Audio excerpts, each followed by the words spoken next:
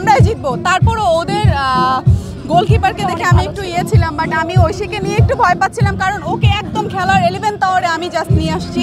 আমাদের গোলকিপার ছিল না, কে গোলকিপ করবে। ও প্র্যাকটিসে মোটামুটি ভালোই খেলেছে, ভালো করছে। হ্যাঁ, খুবই ভালো। শেষে এসে এরকম জিতে যাওয়া কেমন লাগছে? আমার কেন জানি একবারের জন্য মনে হয়নি যে আমরা হেরে যাব বা আমাদের টিম হেরে যাবে।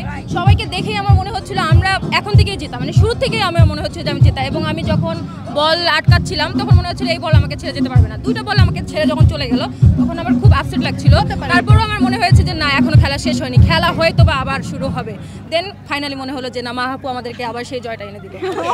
আপনার কেমন লাগছে একটু জানাবেন। আমার ভীষণ ভালো লাগতেছে, কারণ আমি আসার পরে এত টেনশনে ছিলাম যে আসলে আমার টিমের কারা কারা খেলবে, কারণ আমরা তো কখনো একসাথে প্র্যাকটিস করি নাই, আমাদের দেখাও হয় নাই, হয়তো শুটিংয়ে ফাঁকে আমাদের দেখা হয়েছে, কিন্তু আসার পর আমরা আমাদের অল্প সময় অল্প একটু আমরা যে আমাদের টেকনিক, আমাদের যে প্র্যাকটিস, আমরা কি করবো, কিভাবে ধরবো, সব কিছু পরে জাস্ট আমরা যখন নামলাম তখন আমার কাছে মনে হয়েছে আমার টিম দে আর অ্যাক্টিভ, ওরা খুব অ্যাক্টিভ হয়ে গেছে।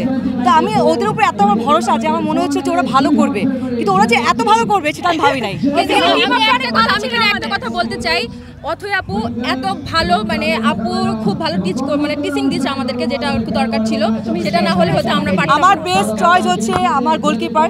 আমি টেনশনে ছিলাম যে আমি কাকে দিব গোলকিপার। আমি সবাইকে বলছিলাম তোমরা কে হবে, আমি চাই না যে সবার অনুমতি নিয়ে আমি চাচ্ছিলাম যে কে গোলকিপার হবে। তো সবাই কনফিউজ ছিল, পরে আমি ওকে সিলেক্ট করলাম। আমার কাছে মনে হচ্ছে যে ও গোলকিপার হলে ভালো হবে। তারপর আমরা প্র্যাকটিস করি, প্র্যাকটিসের পর যখন ও যা দেখাইলো আমার মনে হচ্ছে যে না, দুর্দান্ত।